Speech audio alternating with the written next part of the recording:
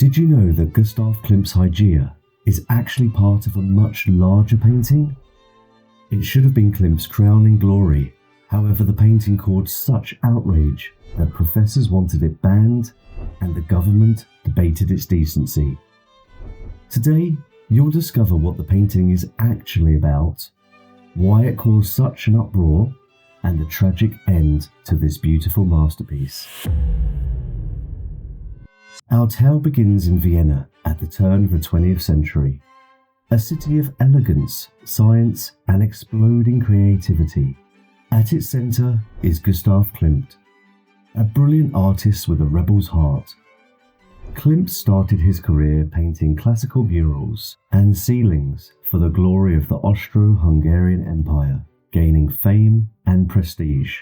But by 1897, he had grown restless with tradition and helped found the Vienna Secession, a movement devoted to breaking free from academic art's shackles. To every age its art, and to art its freedom, declared the Secession's motto, emblazoned above their exhibit hall.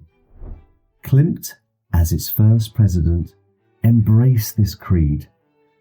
He believed art should dive into symbolism, emotion, and even eroticism, not to be constrained by the moralizing rules of the past.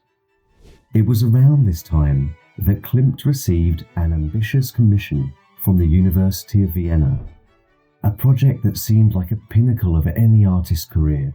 Klimt was tasked to paint 3 grand murals for the university ceremonial hall, each celebrating one of the 4 branches of knowledge. The overarching theme set by the university was the triumph of light over darkness. In other words, the victory of science and reason over ignorance. For the medicine mural, Klimt planned to use Hygeia, the ancient Greek goddess of health, as a central figure representing the medical sciences. It seemed fitting. Hygeia, the daughter of Asclepius, is invoked in the Hippocratic Oath itself as a guardian of health. So, an obvious choice. But what Klimt created was not obvious.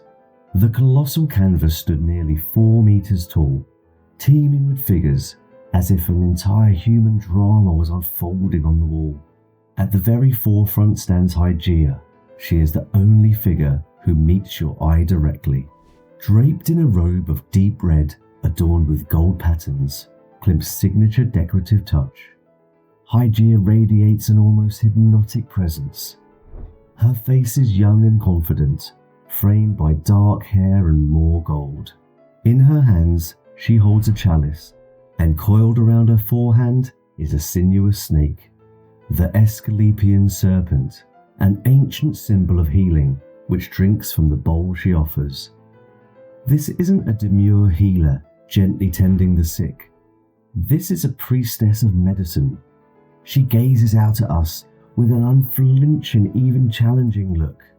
Observers have noted that Klimt's Hygeia stares sardonically at the viewer, almost as if daring anyone to question her. In her eyes and posture, there is both allure and authority. Behind Hygeia unfolds a sweeping vision of human life that is anything but the straightforward celebration of medical science the university expected. From the lower half where Hygeia stands, an endless stream of human figures rises upwards in a column. There are nude bodies everywhere, depicted with a frankness that Viennese viewers had never seen in such public artwork.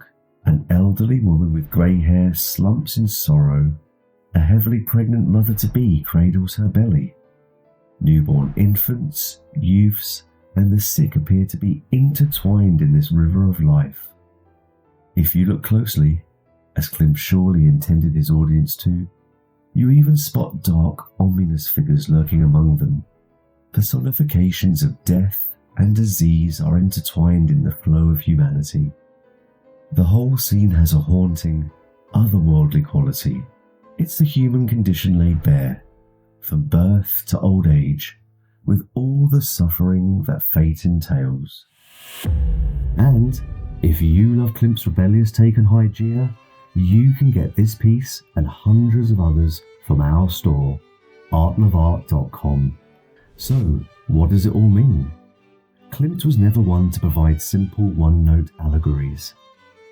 Instead of painting medicine as a triumphal angel conquering disease, he gave his viewers a philosophical meditation on life, health, and morality. Notice the snake drinking from the bowl. In classical symbolism, this is the sign of healing, but Klimt added a twist. According to interpretations, the bowl contains the water from the river Lethe, the mythological river of oblivion. In Greek myth, drinking from the Lethe made souls forget their past before reincarnation.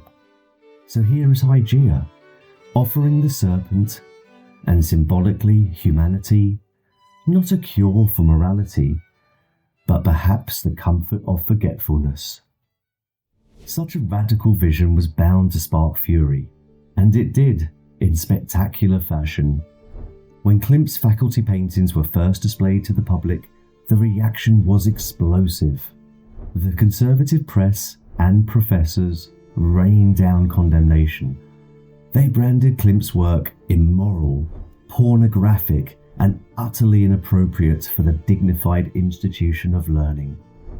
The academic elite, the very professors who were to lecture under these paintings, were perhaps the most scandalized.